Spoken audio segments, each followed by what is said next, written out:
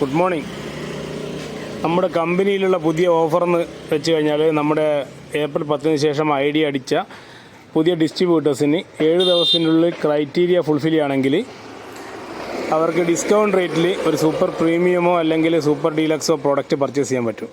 അപ്പോൾ അതിൻ്റെ മെനു ഇവിടെ 39ാമത്തെ മെനുവിൽ B ആണ് എടുക്കേണ്ടത്. ആ എലിജിബിൾ ആണോ എന്നറിയാൻ വേണ്ടി 39ാമത്തെ മെനുവിൽ അവരുടെ ID ലോഗിൻ ചെയ്തതിന് ശേഷം Aയിൽ നോക്കിക്കഴിഞ്ഞാൽ അവർക്ക് ഗിഫ്റ്റ് അവാർഡ് ഉണ്ടെങ്കിൽ കാണാൻ പറ്റും. അതിനുശേഷം B ഓപ്ഷൻ എടുക്കുക, 39B. അപ്പോൾ ആ B എന്നുള്ള ഓപ്ഷൻ എടുത്തു കഴിഞ്ഞാൽ നിങ്ങൾക്ക് ഇതേപോലത്തെ ഒരു സ്ക്രീന് കിട്ടും. ഈ സ്ക്രീനിൽ നിങ്ങൾക്ക് എന്ത് ചെയ്യാൻ പറ്റും, ഡിസ്ട്രിബ്യൂട്ടർ ഐഡിയും പേരൊക്കെ വരും. എലിജിബിൾ ആണെങ്കിൽ ഇവിടെ സെലക്ട് ചെയ്യാനുള്ള ഓപ്ഷൻ ഉണ്ട്. സൂപ്പർ ഡീലക്സ് ആണെങ്കിൽ 2900 നമ്മൾ കമ്പനിയിലേക്ക് പേയ്മെൻറ്റ് ചെയ്യേണ്ടത്.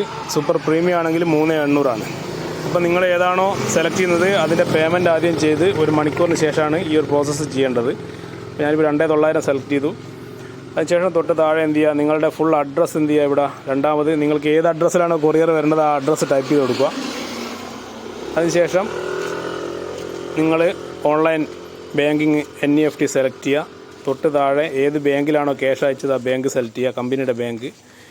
പിന്നെ നിങ്ങളുടെ സ്ലിപ്പിലുള്ള UTR നമ്പർ, നിങ്ങൾ ട്രാൻസ്ഫർ ചെയ്ത ഡേറ്റും ടൈമും, നിങ്ങളുടെ ബാങ്കിൻ്റെ പേര്, ബ്രാഞ്ച് പേര്, ഇത്രയും സെലക്ട് ചെയ്തതിന് ശേഷം എന്ത് ചെയ്യുക, സേവ് കൊടുക്കുക. ഈ പ്രോസസ്സ് കഴിഞ്ഞാൽ കമ്പനിയിൽ നിന്ന് ഈ റിക്വസ്റ്റ് അപ്രൂവായി നിങ്ങളുടെ പ്രൊഡക്റ്റ് കൊറിയറായിട്ട് ആ അഡ്രസ്സിലേക്ക് വരും. ഓക്കെ, ഇതെല്ലാവരിലേക്കും ഒന്ന് പാസ് ചെയ്യുക.